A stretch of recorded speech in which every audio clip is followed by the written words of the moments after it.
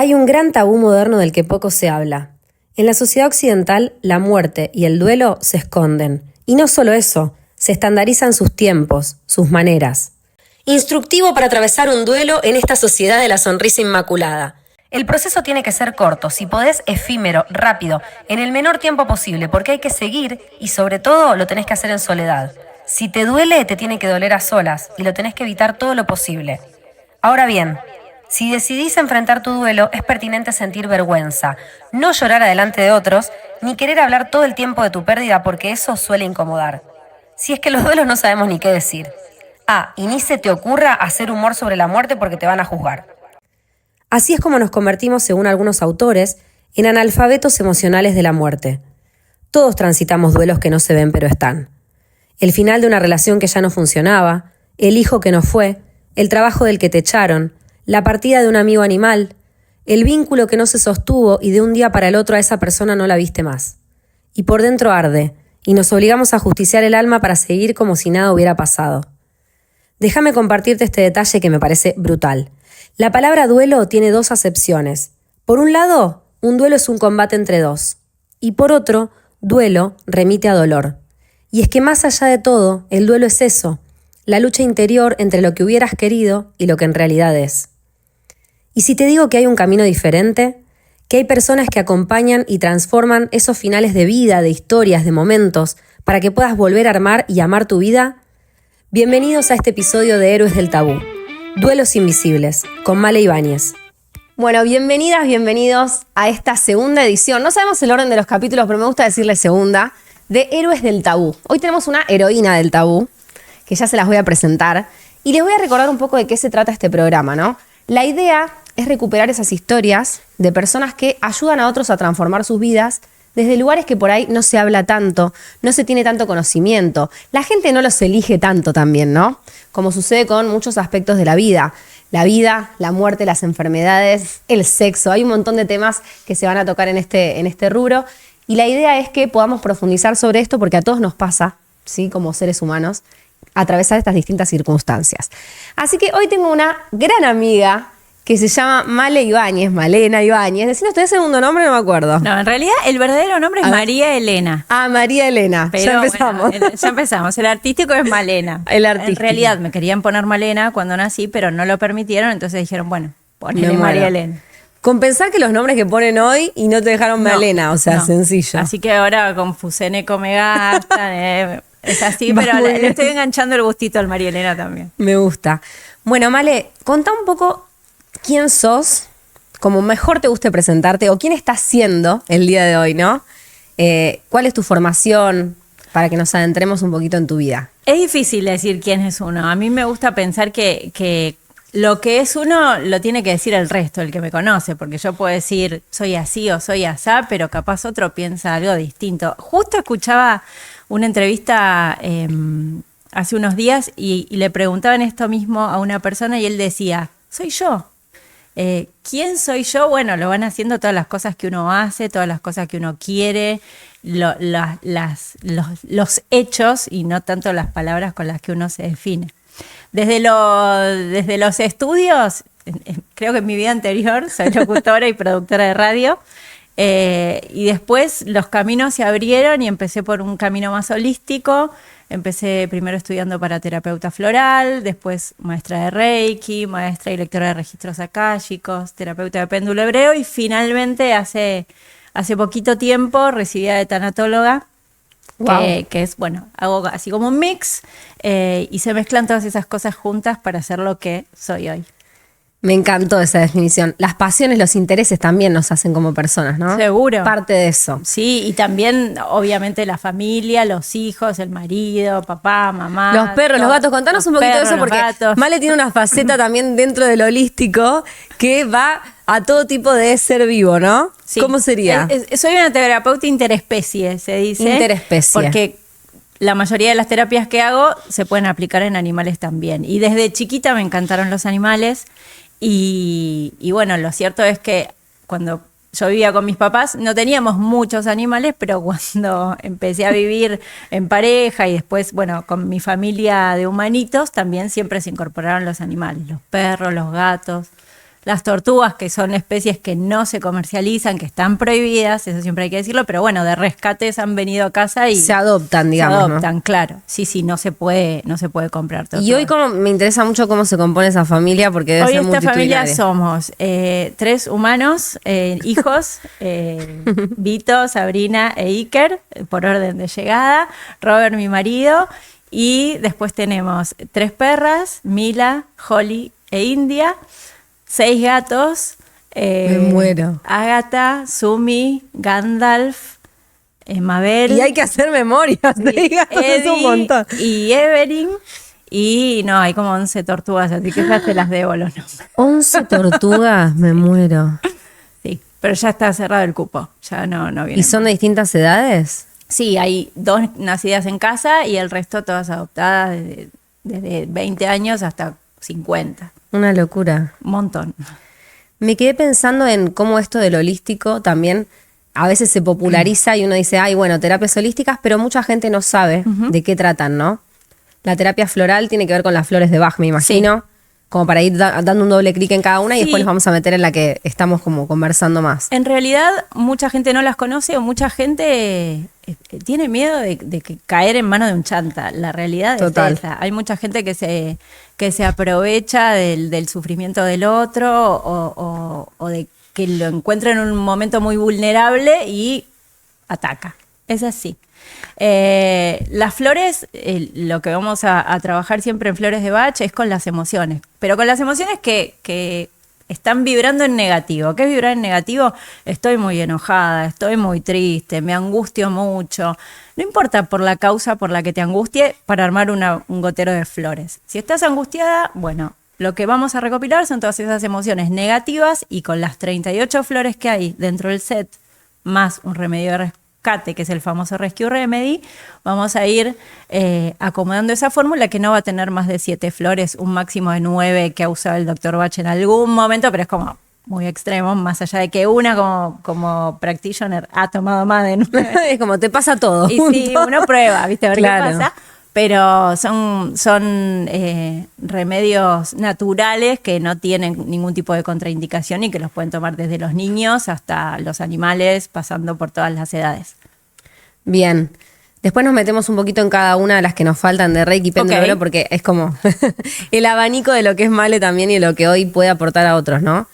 Y hoy se puso muy de moda el concepto de tanatología. De hecho, antes yo lo desconocía hasta que conocí tu trabajo.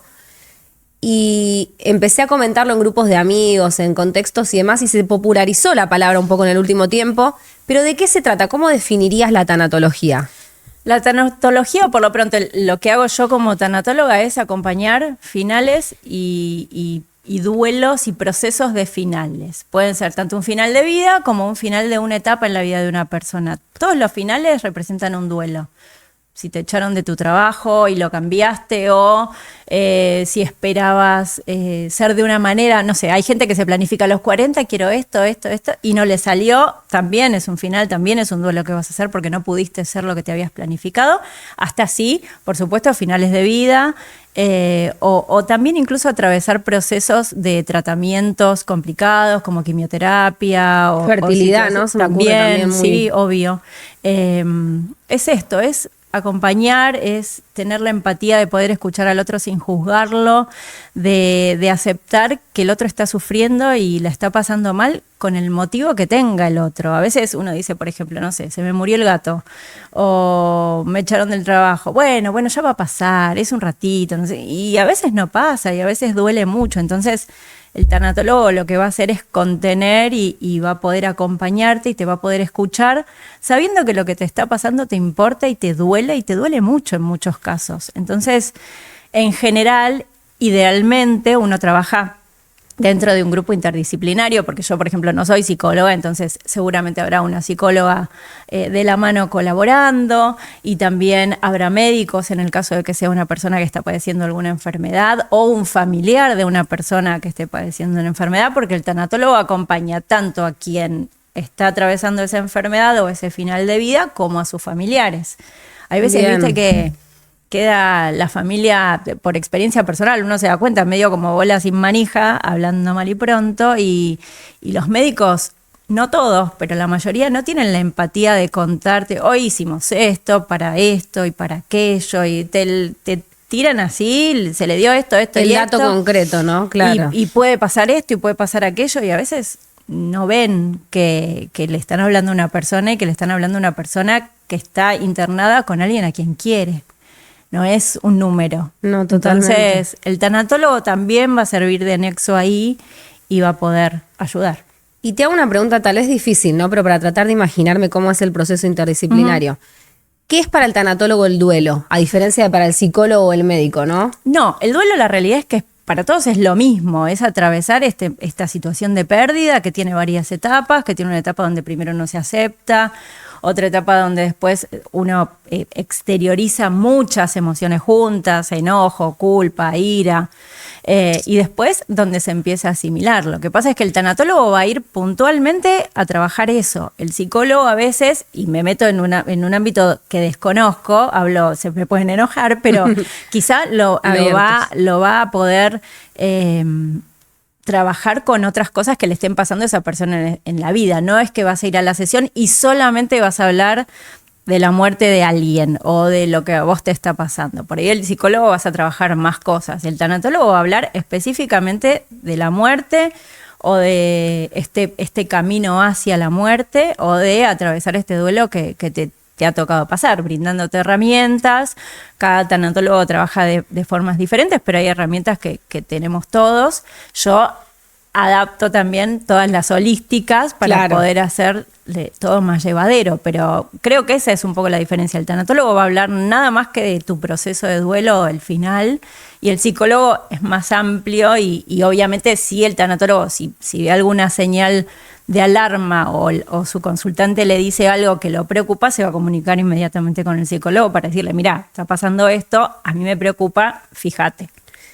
Y esto se da también en grupo, así como en lo interdisciplinario también, con personas que participan al mismo tiempo de ese mismo proceso, ¿o es una consulta individual que se tiene? Puede ser consulta individual, todo depende de la persona, porque somos todos distintos, hay muchas personas a las que les gusta compartir con otros y hay muchas personas a las que no. Personalmente pienso que la instancia de grupo de duelo es súper valiosa porque te vas a encontrar con personas que están transitando lo mismo que vos. Y que te van a escuchar y que te van a decir, uy, sí, a mí también me pasa, no te sientas solo ni no te sientas no tonta, pero a veces raro, diferente, tonta, ¿no? Por estar llorando por esto. Porque no. pasó tanto tiempo y no lo superé, ¿no? Como que es algo tan difícil la muerte de procesar en todas las instancias de la vida, ¿no? Sí. ¿Y cómo fue que te surgió el bichito eso de querer estudiar tanatología? Porque no puedo negar que me parece como muy asombroso porque es un universo, yo te veo a vos colorida, alegre, liviana, ¿no? Como estoy hablando de una percepción personal, pero es un universo al que hay que estar preparada para enfrentarse. Uh-huh. El dolor del otro y ese dolor en particular, que es muy fuerte también. Sí.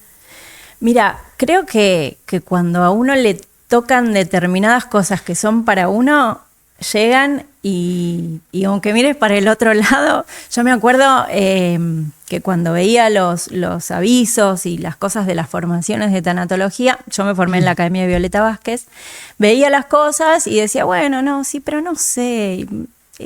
Yo ¿Miedo?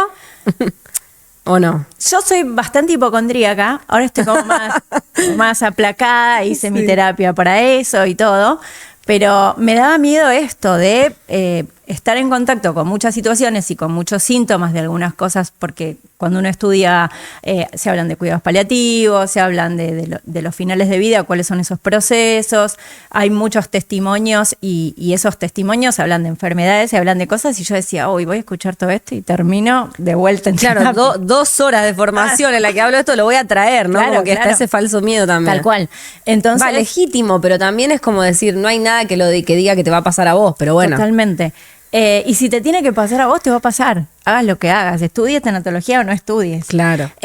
Lo que pasa es que, bueno, esa fue la única duda que yo tuve, pero alrededor mío llegaba gente que estaba transitando estos procesos. Entonces yo decía, yo soy muy cuadradita, tengo que estudiar todo para poder dar lo mejor de mí.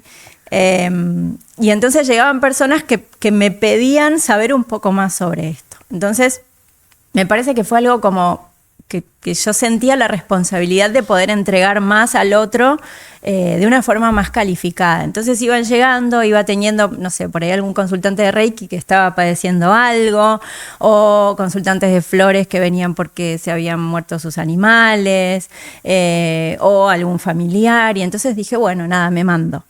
Y cuando empecé a estudiarlo, la realidad es que a mí me hizo mucho, mucho bien.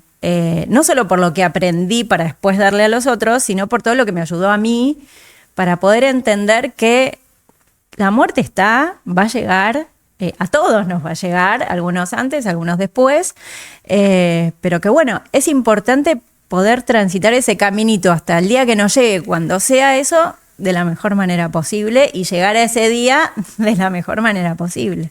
Se me ocurren un montón de preguntas y una es, ¿cómo se transformó tu concepto de la vida después de estudiar esto? Después de formarte en acompañar procesos de muerte, ¿no? Definitivamente hay que disfrutar todos los días y yo lo digo y lo creo, no lo podemos hacer todos los días y hay veces que uno tiene cara de traste y hay veces que se enoja y hay veces que putea. Está bien, somos humanos, pero aunque sea todos los días, agradecer una cosita, desde el café con leche que tenés a la mañana, que hay mucha gente que no lo tiene, hasta correr al colectivo, porque hay personas que no pueden correr el colectivo. Entonces, es esto, es disfrutar y es agradecer todas las cosas que sí tenemos, más allá de que también uno se queja por las que no tiene, pero digo, priorizar siempre lo que sí tiene, lo que sí tenemos y disfrutar. Porque, nada, pasa rápido, pasa más rápido de lo que uno cree. De lo que uno percibe, ¿no? ¿Y las personas que participan de estos procesos, te ha pasado con algún caso particular? ¿Cómo se van, no? ¿Cuándo saben cuándo termina este proceso de decir, ahora me siento un poco más lista, más listo para encarar mi día a día de manera individual? Y esto es muchas veces tiempo, pero es tiempo bien aprovechado. De calidad, ¿no? Claro. Pero te das cuenta y ellos se dan cuenta. A veces cuesta terminar esta conexión que uno tiene con el otro porque uno se encariña con el otro. Yo no te puedo decir no me encariño con mis consultantes porque me encariño con todos y todos terminan siendo amigos y todos terminan después contándome las cosas que les van pasando porque yo soy así. Capaz hay otros que son distintos, que ponen más una barrera. Yo me emociono en las consultas, también te puedo llorar yo, y es parte de la conexión que generas con el otro. Pero me parece que hay un momento donde nos miramos y decimos, y bueno, me parece que ya animate a dejar de hacer esto o a dejar de vernos una vez por semana, veámonos más espaciados, si no te animás todavía, pero es eso, es darse cuenta y es sentir que de golpe podés volver a sonreír y podés volver a disfrutar de algo sin culpa y sabiendo que está bien. Eso también se da muchísimo, el tema de la culpa. Cuando no tenemos a alguien a nuestro alrededor que nos parece injusto, ¿no? Aparece un montón de la culpa, la injusticia, la falta, la ausencia, ¿no? Esa ausencia permanente, no lo voy a tener más. ¿Cómo trabajan eso en personas que tal vez están solas o no tienen tantos vínculos afectivos alrededor? ¿Llegan a ustedes? ¿Lo trabajan, digamos, en grupo mejor que de manera individual? ¿Cómo se da? Es súper importante tener esa red que te ataja, como viste cuando se cae el trapecista del circo que cae a la red. Bueno, esa red es importante porque en todos los procesos en algún momento vas a flaquear. Totalmente. Aunque lo lleves de la mejor manera posible, en algún momento vas a flaquear. Entonces, para personas que están solas, el acompañamiento quizá es más seguido, es controlar todo el tiempo que esa persona esté bien o mandar mensajitos, si es que tenés sesión, yo mando mensajitos, yo pregunto cómo están. Pero sí, es importante para esas personas que no tienen muchos amigos o mucha familia, el grupo de duelo la verdad que suma un montonazo.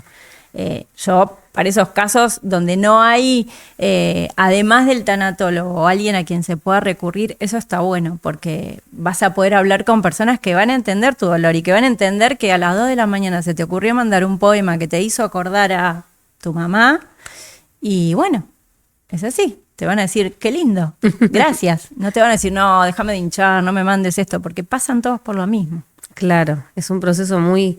Sí, hoy se usa mucho la palabra empatía, ¿no? Pero como de verte reflejado en el otro también. Sí, de transitar lo mismo. Empatía, a veces usamos mucho por eso te digo. La palabra empatía. Y empatía es, sí, ponerte en el lugar del otro, pero también entender al otro y saber que lo que le está pasando le pasa hasta porque le tiene que pasar. Porque sería muy raro que uno transitara un duelo sin llorar ni una sola vez, o sin enojarse, o sin que te pase algo, para el no shock, etiquetar nada, ¿no? Es como, bueno, se murió alguien, ok, listo, sigue. Y no, porque si te pasa eso, probablemente si ocurre otro final, si tenés que transitar otro duelo, te va a volver todo lo que no pudiste trabajar con el otro. No te va a volver te vuelve. No del karma, sino directamente de claro, esto. Es un aprendizaje que es algo que quedó inconcluso. Que salteaste. Tal cual.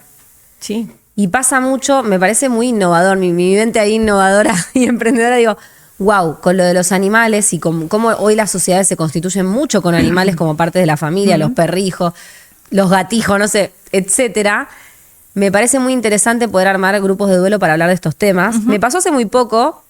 Yo tal vez, o sea, yo soy amante de los animales, no soy al nivel de Male de las 11 tortugas, pero sí de transitar el proceso de despedir a uno de mis perros, que fue un shock terrible, y decir, no lo puedo hablar con mucha gente, la verdad, porque les va a parecer una pavada. Y aunque no me importe, digo, uno puede decir, bueno, para mí es importante, bueno, pero hablar también es importante, y si no te vas a sentir escuchado es muy difícil poder compartir. Sí, tal cual, y sobre todo con los animales, y también incluso con tantos otros temas, pero con los animales puntualmente son duelos, hasta te diría, invisibles socialmente, porque no te van a dar el día en el trabajo porque se murió tu perro. Y hay personas que estás destruido ese día. No, hay personas que es la única almita que tenía en su vida o que vivía con él, y es un shock muy fuerte.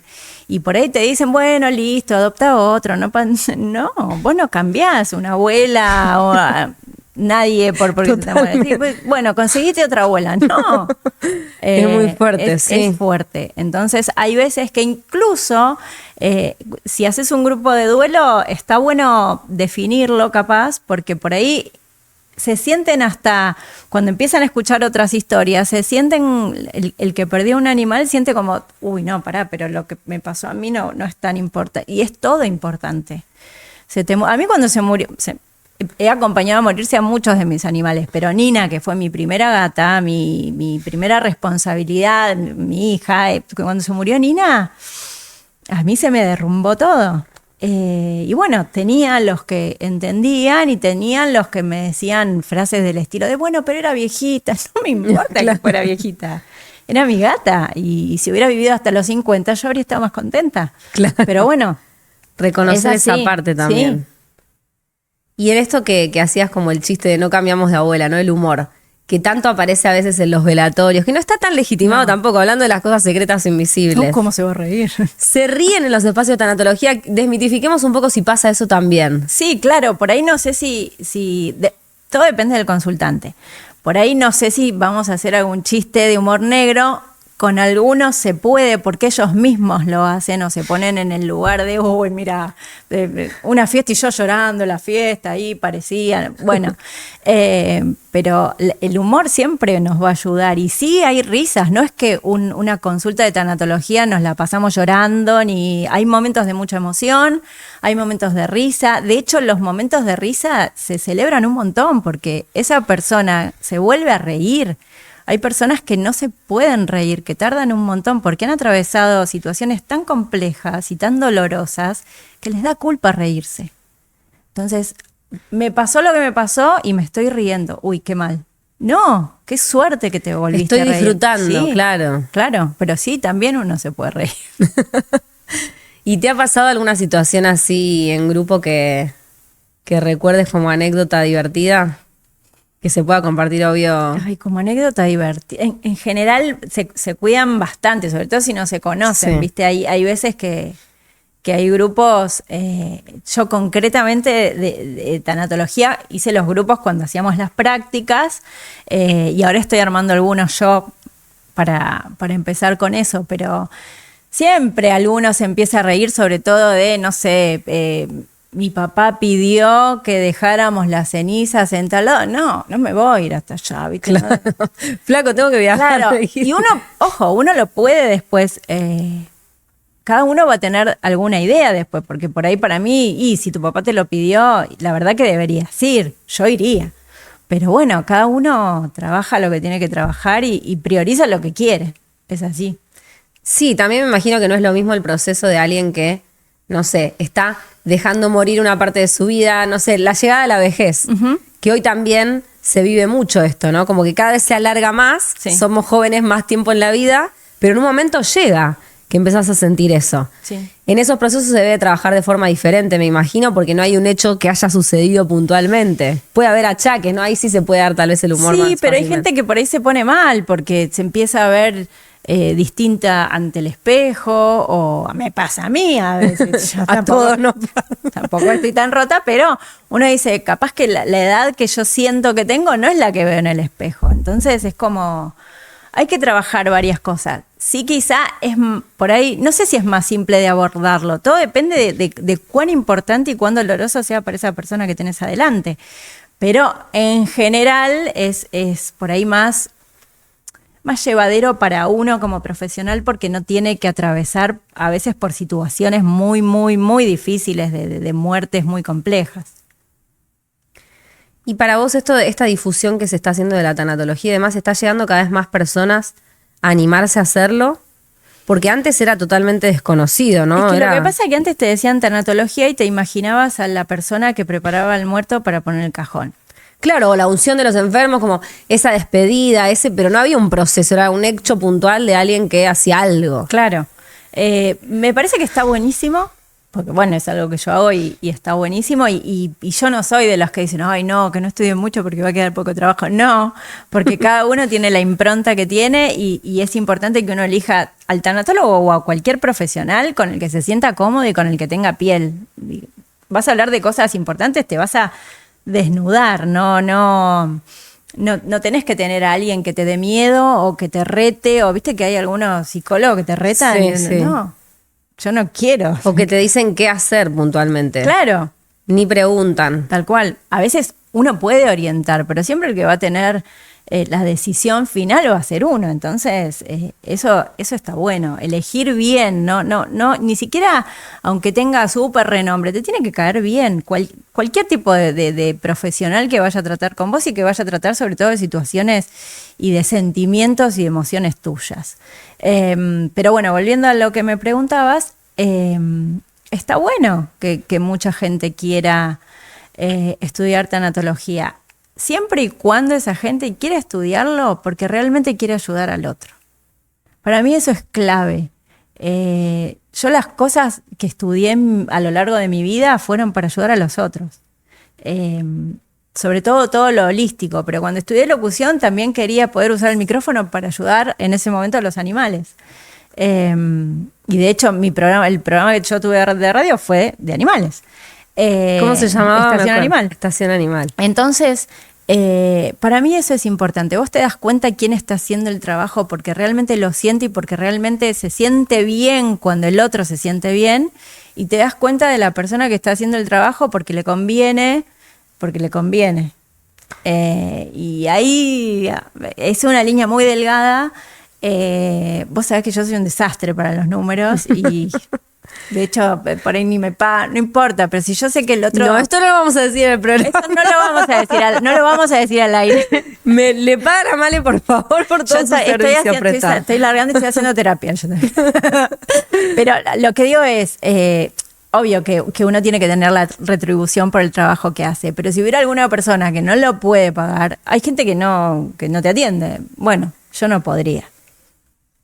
Es que es una línea muy delicada también esto de pensar en cómo la gente llega a vos también, ¿no? Muchas veces debe ser por recomendación, pero otras porque le resuena el tema. Y yo digo, este tema de la muerte te debe dar mucha inhibición también en ese punto. Como decir, no sé si quiero, como vos decías, abrirme con alguien, ¿qué tanatología? ¿Voy a ir a esto? O sea, para mí difundir este tipo de terapias es fundamental. Está bien decirle terapia, ¿no? Sí. Porque te abre la puerta a encontrar, como vos decías, a personas que les esté pasando lo mismo que vos, que te sepan comprender en ese dolor que es tan secreto y tan invisible, pero a la vez tan real, porque hace que te duela el estómago, que no sabes por qué empezaste a tener. Hace poco escuchaba el caso de un conocido, un acúfeno en el oído, cuestiones relacionadas al equilibrio. Hay un montón de síntomas en el cuerpo que uno puede ver cuando trata de saltear procesos. Y escuchar a alguien, encontrar a alguien que te sepa escuchar es fundamental. Sí, y sobre todo que no te juzgue, o que no sientas que llorar está mal, o que hay un montón de personas que en las primeras sesiones me dicen, ay, perdón que lloro. No, llorá, porque es para eso. Totalmente. Porque por ahí en tu casa no podés llorar, o porque tenés un nene y no le querés mostrar que estás triste, o porque trabajás todo el día y en tu trabajo no tenés el lugarcito, o porque no contaste en el trabajo qué era lo que te estaba pasando y de golpe te pasó. Se juntan muchas cosas. Uno debería, en el mejor de los casos, poder contar qué es lo que le pasa, pero uno no se siente cómodo en todos los lugares. No, totalmente. Y se me ocurre preguntarte algo por ahí un poco más privado, ¿no? Pero al inicio decías que desde chiquita te pasaba esta conexión con los animales y este interés genuino por ayudarlos. También con las personas. ¿Cuánto hay de tu historia en todo lo que fuiste eligiendo? ¿Cómo te marcó el camino, lo que fuiste eligiendo formarte? No sé si tanto con las personas. Cada vez menos. Al principio, no. Al principio no era tanto con las personas. Mi papá es médico y yo nunca quise ser médica. Yo siempre. ¿Por qué? ¿Por qué no? Porque no tenía esa cosa con las personas de querer ayudar a las personas. No de querer ayudar a las personas, pero de querer trabajar para hacer algo relacionado con curar a las personas, por ejemplo. Entonces, bueno, yo me anoté en la facultad veterinaria, en el CBC, no en la facultad de veterinaria, no llegué, me aniquilaron todas las exactas, química, matemática, todo eso me mató. Me sirvió para conocer a una de mis mejores amigas, a Susi, el CBC. Creo que fue lo mejor que saqué el CBC, mi amiga. Pero después... nada, me cambié a Ciencias de la Comunicación, que tampoco terminé porque yo soy muy ansiosa y quiero todo ya y quiero todo rápido, y si no tengo los resultados rápido, no, también lo tengo que trabajar, lo sé. Y entonces empecé a estudiar producción de radio y locución, con la finalidad de hacer algo para ayudar a los animales. Después de ahí apareció Libertad en mi vida, que fue una de mis perras, que Liber, bueno, primero Chucho y Dani, pero ellos no tenían ninguna enfermedad. Liber la habían quemado, tenía un problema muy grande en una patita de atrás que finalmente hubo que amputar, y yo, para que ella se sintiera mejor, empecé a estudiar Reiki. Después de estudiar Reiki, quería un poco más, porque a la vez leía y escuchaba. Y veías los efectos, esto que quería tu parte más ansiosa, Claro, decir, esto tiene un resultado. Se está sintiendo mejor. Entonces empecé a estudiar todo lo que tenía que ver con flores de Bach. Terminé esa carrera. Y después de ahí fue una cosa tras de la otra. Seguía con la radio, después empecé con todo el tema del péndulo, después en determinado momento se me empezaron a abrir los registros espontáneamente y yo no entendía qué era. Que se abran los registros implica recibir algunos mensajes que uno no entiende. Información. Pero es para vos o puede ser para canalizar otros. Cosas. En ese momento Para yo explicarlo bien le tenía llano. que dar los mensajes que recibía a alguien. Pero no entendía, ¿viste? De si se empezó a escuchar una voz, a ver algunas imágenes, y estoy de aquí al psiquiátrico un paso. Me imagino que esa parte a tu papá médico no se la contabas por las dudas porque no te ibas a guiar No, tanto. bueno, pero él fue una de las personas que tenía que recibir los mensajes, porque fue después de que se murió mi abuela paterna. Bueno, Wow. Y ahí empecé a estudiar todo lo de los registros, que también me ayudó a después poner eso en práctica a la hora de no solo ayudar a los animales, sino que ahí se empezó a acercar la gente. Y cuando se acercó la gente, bueno, no podés decir que no si alguien te dice necesito ayuda. Es imposible. A mí que alguien me diga necesito ayuda es como no puedo. Y te hago una pregunta que creo que nos hacemos muchos, desde el llano de no saber o entender estos temas. ¿Vos en algún momento te dudaste de vos misma en esto de decir, creo en los mensajes que me llegan que son eficientes, Yo que están... siempre dudo de mí misma. Bueno, pero digo, para dar los mensajes, debe ser importantísimo creer y confiar en que lo que estás recibiendo es. Sí. Bueno, pero eso, el trabajo y los años, yo van a ser 10 años que abro registros. Te hacen saber cuál es el mensaje del registro y qué es lo que vos podés llegar a... cuando le abrís registros a alguien a quien querés mucho, vos no querés que te salgan determinados mensajes o sí querés que salgan cosas más lindas, ¿no? Sí. Entonces yo siempre trato de no pedir demasiada información. Mandame las preguntas y no me digas nada más para que yo no pueda meter un poco mi deseo, ¿no? Claro. Es más fácil para mí abrirle registros a una persona a la que no conozco y de la que no sé nada de su historia. Pero Y para mí sería lo más desafiante de afuera pensarlo, porque digo, uy, ¿cómo sabrá si no la conoce nada? No, para ¿Cómo mí es sabrá mejor. cómo es su familia? Claro, un para mí es montón de mejor detalles. porque cualquier imagen, sobre todo que me llegue, voy a saber que llegó porque es para ella. Si lo conozco, por ahí yo, no sé, si le abro los registros, no sé, a Robert, mi marido, yo sé cómo es su familia, sé las cosas que le pasan, entonces es como, lo hago, pero tengo que pasar como un tamiz muy, muy, muy finito para que no llegue nada que no tenga que llegar. Todas cosas lindas, de los registros llegan todas cosas lindas. Es raro que llegue algo feo porque son mensajes amorosos y mensajes que a uno lo tienen que dejar tranquilo. Si una lectura de registros no te deja tranquilo, no está bien hecha. Pero dudas, uno siempre duda, uno siempre... siente que podría haber dado más y después te llegan los mensajes y mis consultantes ya me conocen, entonces me mandan el mensaje y me dicen, Male, esto, pues no sé qué, no sé cuánto, era tal Tenías cual. razón. Sí. En realidad yo no tenía la razón la tenían de arriba, yo pude pasar el mensaje como era, digo, pero sí, es inevitable que porque uno quiere dar siempre lo mejor, a veces dudamos de nosotros, obvio. Totalmente, y aparte me gusta porque estamos hablando de las distintas disciplinas con ejemplos, pero está bueno porque es como más se clarifica de qué se trata cada cosa, ¿no? ¿Y te ha pasado que te lleguen pacientes de tu papá, por ejemplo, que tienen que hacer otro proceso diferente al de la medicina clásica o no? No, es raro. De mi papá, bueno, mi papá ya está jubilado, pero por ahí algún conocido, capaz, sí. Pero en general son cosas, son mundos tan distintos. Uno es ciencia pura y lo otro hay que poner no solo espiritualidad, hay que abrir mucho la cabeza.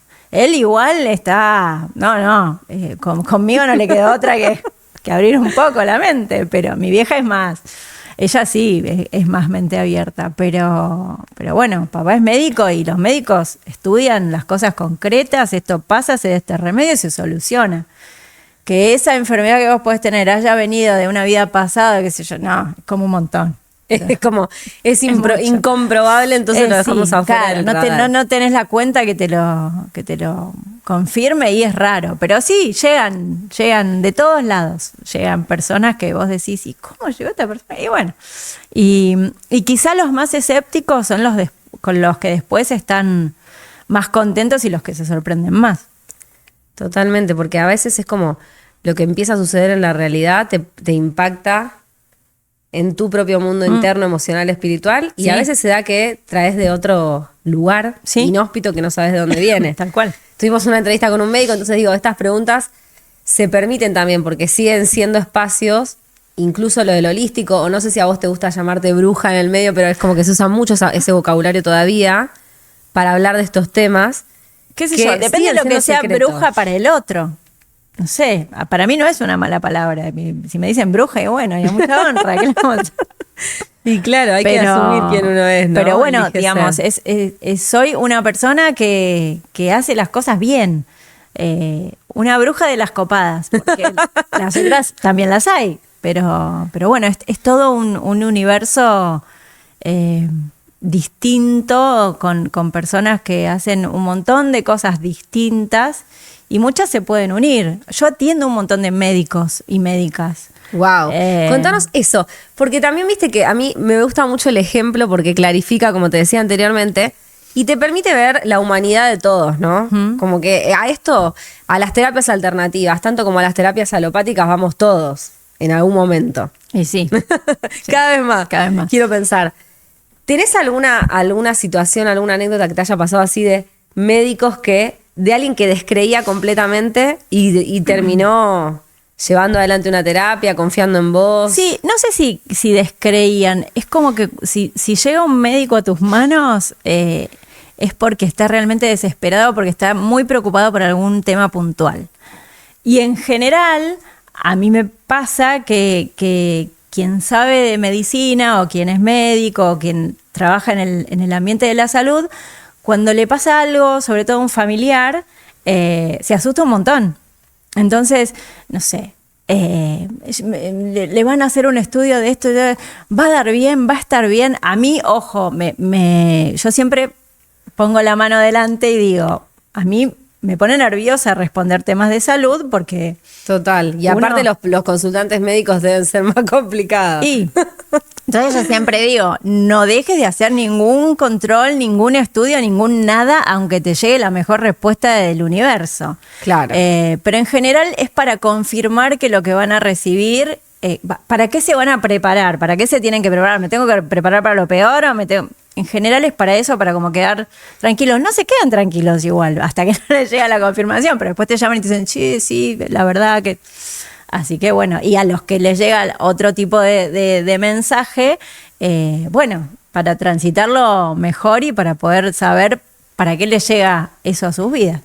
Te pregunto esto porque me pasó de cerca de tener amigas y demás, que a veces van en modo evaluatorio a las consultas. A ver uno si se le da pega, cuenta, ¿no? Claro, te das cuenta de eso. ¿Y cómo son ese tipo de consultantes? ¿Trabajás igual? En eso me doy cuenta. A mí no me gusta. A mí no me gusta. No, los atiendo igual, pero uno se siente súper presionado porque te das cuenta que te hacen preguntas así como... Sí, para ¿de qué color era? Pisar el palito, que en realidad uno no pisa ningún palito porque no engaña a la gente. Ojo, hay algunos que quizás sí, y con estas preguntas que hacen, sí, pero en general se sorprenden y por ahí te terminan diciendo, yo la verdad que no creía en esto, pero con esta sesión lo cierto es que me parece que algo hay. Claro, hay quien lo reconoce, sí, que está bueno que pase. Sí. Bueno, nos vamos a meter ahora un poquito más en algunas... Estuvimos mucho en lo personal, pero hay algunas preguntas que quiero hacerte. Una tanatóloga. Sí. Yo voy al lugar común. ¿Le tiene miedo a la muerte? A la muerte no, a lo que pueda llegar a pasar si yo no estoy. Mirá qué egocéntrica, pero no es de egocéntrica. A ver. Es de no tengo miedo a morirme, estoy 100% segura de que hay algo más, que sí, que esto sigue, que morirse es como un nuevo nacimiento hacia otro lugar. Pero no sé, si yo me muriera mañana, ¿qué pasaría con mi casa, con mis hijos, con mi marido, con todo, con los bichos? No sé. Eso me da miedo. Y a tener una muerte dolorosa, eso sí, obvio, a nadie le gustaría. Pero la muerte puntual, no. ¿Crees que con la formación también, en prepararte en esto, te sirvió para verlo de otra forma? Sí, seguro. Sí, obvio. Sí, yo de chica tenía miedo de que me enterraran viva. ¡Ay, entonces, no! Ya viene de larga data todo esto. Sí, eso ya no pasa, pero la primera vez que me operaron, que yo tenía 15, me iba gritando, esto es una anécdota familiar, me iba gritando al quirófano, si me muero no me entierren pronto, déjenme... Que pasen unas horas. Hermosa. El médico no me quiso ver antes de operarme porque dijo, está loca, listo, me anestesiaron antes. Divino. Pero bueno, eso ya no me pasa. Igual siempre digo, medio en chiste, medio en serio, métanme una pichicata como para aunque sea uno dice, para confirmar. Se tienen que acordar que esto yo ya lo dije, por favor. Sí, no. La gente que me quiere. Todo. Sí, lo saben todo. En vez de testamento, nada. Nada, no me el pánico pronto. por ahí. ¿Y qué otra cosa te gusta hacer además de ayudar a otros a sanar? Porque tiene que ver con eso. Esto que decías de ser veterinaria, no ser médica en un principio, pero hoy ayudás a las personas a sanar. ¿Qué otra cosa te gusta hacer en tu vida? Fuera del trabajo, digamos. Sí. Me encanta comer, me gusta cocinar. Me gusta cocinar, pero cuando yo elijo cocinar, no el cocinar, no la obligación, claro, rutinaria. No la rutina de cocinar. Sí, hoy quiero hacernos una torta de algo. Bueno, eso me gusta. Me gusta estar con las plantas, arreglarlas, pincharme. No me gusta, pero me pincho. Eso, obviamente estar con la familia, con los chicos, con Robert, con mis viejos igual. Me gusta cantar, con Robert cantábamos o cantamos. Ahora hace un montón que no cantamos, cada tanto, pero bueno, viste que como que, no sé por qué, antes nosotros teníamos una banda y cantábamos y era genial. Y de golpe, me parece que desde que empezamos a salir no cantamos más o cantamos muy poquito. Esta es una buena excusa. Es una buena excusa. De cuando ya, sí, me acordé hoy que... Sí. También. Y sí, todo lo que sea compartir con amigos, con risas, con estar en mi casa tranquila. A mí estar en mi casa me encanta. Por ahí yo soy sagitariana, ¿viste que dicen que los sagitarios no, el viaje no, yo quiero estar en mi casa tranquila, en el sillón, mirando algo, sí, eso me gusta. Y muy estudiosa veo también, porque todas las disciplinas que tocas llevan un tiempo de reflexión, de práctica, de lectura, de todo. Sí, no sé si muy estudiosa me define. Como que estudio lo que tengo que estudiar cuando lo tengo que estudiar, pero no soy, viste, esos que están leyendo, no. Tengo muchos libros, pero no me la paso leyendo. Si yo te dijera, ay, sí, me la paso, mentira, no. Por ahí sí soy más de mirar alguna documental o alguna cosa, pero no, siempre termino. Ayer me dormí mirando el Animal Planet llorando por unos chimpancés que reinsertaban ¿viste esas cosas? Bueno, yo lloro con todo eso, sí soy re llorona. Claro, el ciclo de la vida, cuando un animal caza a otro también. También lloro, sí, lloro. No, lo cambio, no llego a que lo case, no llego. Pero viste, ahora cuando liberaron a la elefanta Pupi, que la llevaron a Brasil, que la sacaron del zoológico de Buenos Aires. También lloraba cuando la liberaron. Bueno, soy así como muy... Lloré con Lilo y Stitch en el cine. Bueno, yo soy muy del llanto, mucho llanto, pero... Te sirve para sacar un poco, ¿no? Sí, porque si no es como... hace falta, cada tanto hace falta. ¿Y cómo te llevas con esto? Me imagino te dedicas a esto, pero ¿cómo te llevas con escuchar las historias de otro, procesar las propias? ¿Cómo se hace para uno estar en equilibrio o estar dentro de todo bien, ¿no? Porque vos querés estar bien. Sí. Y primero hay que separar bien que la historia es del otro y que no es tuya. Porque si no tenés esa división es muy difícil, porque no llorarías, bueno, ¿para qué voy, te abrazo y lloramos juntas? Que si estás adelante de esa persona lo haces, pero siempre tenés que saber que el dolor es del otro y que no es tuyo. Yo algunas cosas puntuales en este momento de mi vida no haría, no podría acompañar a un niño en final de vida, no podría hacer, sí, sobre todo eso, porque yo tengo nenes chiquitos, entonces imposible para mí tener, no la frialdad, pero la postura que uno necesita tener. Yo no le puedo inspirar miedo a ese nene que me necesita de sostén. Entonces yo hay cosas que no hago, pero también está bueno saber hasta dónde podés y no agarrar todo. El propio límite, ¿no? Tal cual. Pero si no, la verdad es que yo, parece raro, pero después de las sesiones que tengo con mis consultantes, yo termino con más energía que antes. Wow. Porque es como, tenés que tener mucha energía para no dejar caer a ese otro, o para dejarlo caerse, pero sabiendo que vos lo estás sosteniendo atrás. Entonces, uno termina con mucha energía y contento con los progresos que tienen quienes te consultan. Yo los celebro, creo que más que los míos. Es espectacular. Y relacionado a esto, un sueño que tengas, algo que digas... Esto es algo pendiente y tengo muchas ganas de concretarlo, no importa en qué momento de la vida. Pueden ser más de uno, ¿no? Vale, pueden ser más de uno. No, es que la realidad, si yo no sé qué sueño podría ser que yo ya no tenga. Me parece que disfrutar los que ya tengo, ¿no? Un sueño sería ese, poder estar lo suficientemente tranquila, porque uno se hace problema por tantas pavadas. Eso, estar lo suficientemente tranquila como para poder disfrutar lo que sí tengo. Porque te podría decir, sí, estudiar esto, aquello, no, pero no sueño con estudiar. Siempre uno se tiene que perfeccionar y siempre no te tenés que quedar, pero no es un sueño. Como que vas viviendo cada día y vas dándote esas oportunidades, ¿no? Me empezó a gustar esto y voy. Sí, creo que no sé si un sueño, pero un deseo, sí, tener salud para mí y para todas las personas a las que quiero. Y con esa salud, porque si no tenés salud, y con esa salud disfrutar de lo que ya tenemos. Si llega un poquito más, y bueno, que llegue, pero no es que uno... Si me saliera el genio de Aladino ahora y capaz que me lo veo mirando y digo, "Ay, déjame que lo piense". Claro. Me pero gusta. sí. No, es una gran enseñanza también pensar en eso, en el agradecer el hoy ya es un regalo, como se dice, ¿no? El presente. Sí, porque Es a veces parte. esperamos hasta enfermarnos o hasta que nos pase algo y pegarnos un susto para decir, bueno, a partir de ahora me voy a tomar las cosas distintas. Después no te tomas las cosas distintas nada, pero bueno, aunque sea un poquito distinto todos los días, está bueno. Está buenísimo. Bueno, y te quiero hacer ahora alguna pregunta por acá, que va a tocar al azar, que no tiene, no te asustes tanto porque No, me asusta. parezco, pero no soy. Sin los anteojos las voy a leer, me prometieron acá. No te la leo yo, sino, pero vamos ahí. No tan mal no está. Vamos con esta. A ver. ¿Qué le dirías a los que tienen deseos de cambiar las cosas, pero no se animan? Que se animen.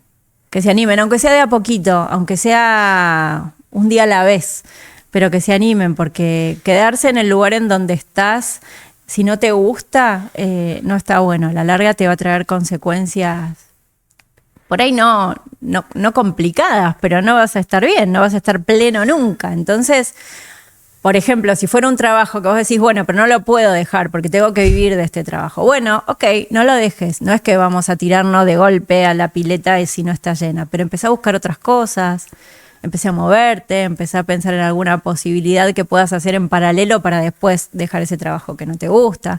Pero siempre activar. Y si te da miedo, y hacelo con miedo.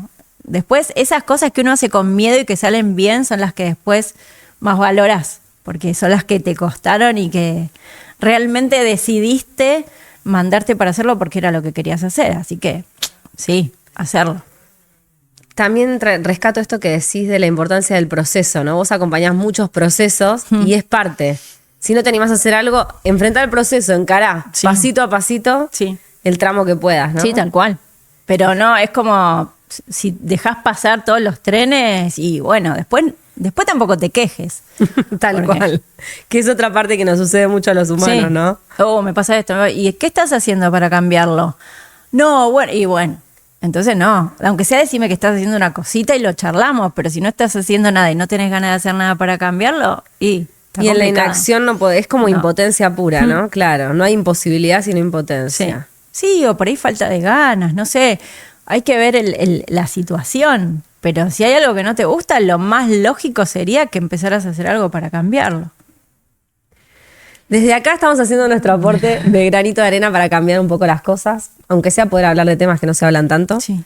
Un placer para mí tenerte acá. Para mí un placer absoluto. No sé ni cuánto tiempo pasó, pero me encantó esta charla. Espero que la hayan disfrutado tanto como yo. Y quisiera hacerte una última pregunta. El programa se llama Héroes del Tabú, como te decía, heroína en este caso. ¿Conoces quiénes son parte de tu tribu? ¿No? En esto de a veces uno reconocerse diferente, no me gusta decir, pero bueno, que puede hablar de temas que no se hablan tanto, de temas invisibles, secretos. A veces encontrar eco en otras personas parecidas que más o menos en otra disciplina, pero entienden de lo que hablas, es difícil. ¿Qué hace que alguien sea parte de tu tribu? Qué difícil. Porque mi tribu es chiquita, pero a la vez es grande. Pero es elegida, ¿no? Total, sí, y cada vez más. Y han volado personas de la tribu. Creo que para ser parte de mi tribu tienen que ser personas que honestas, que respeten al otro, que lo valoren, que le hagan notar que lo valoran, no que solo se lo digan. Y personas en las que se puede contar. Si yo levanto el teléfono, sé que la gente que forma parte de mi tribu va a estar o con una palabra o va a venirse de la manera en la que pueda para ayudarme en lo que yo necesite. Esa es mi tribu, es gente en la que yo puedo contar, con la que yo puedo contar. Me encantó. Gracias, Male, por todas las enseñanzas. Si le pudieras pasar la posta a alguien de estas entrevistas que te parezca que que va por el camino que estamos hablando, ¿no? De que toque temas así. ¿Se te ocurre alguien? Si no, te la dejamos pensar y lo vemos otra vez. Esto es televisión verdad, como decía. Se me ocurren personas que han pasado por mi vida, se me ocurren, no sé, las enfermeras de neonatología, se me ocurren esas personas que no son tanatólogas, pero que reciben situaciones muy complejas o alguien relacionado con cuidados paliativos. Esas personas no se valoran lo que se tienen que valorar. Uno valora quizá al médico de nombre y apellido, claro, que acompaña el proceso. A mi hija me la presentó una enfermera en la neonatología. La había visto en la sala de parto, pero a Sabri, que nació prematura, me la presentó una enfermera. Y yo me voy a acordar de ella toda mi vida. Y no todo el mundo se acuerda ni de las enfermeras ni de algún enfermero también de cuidados paliativos, y son súper importantes. Gracias, Male, puro aprendizaje. Te quiero dar un abrazo. Corremos, Mic. Corremos. ¿Nos podemos parar? No. Agachate acá. Gracias a vos. Bueno, nos vemos en el próximo episodio y esperamos que lo hayan disfrutado tanto como nosotras. Esto fue Héroes del Tabú. Te esperamos en nuestras redes sociales. Suscríbete para ver el próximo episodio.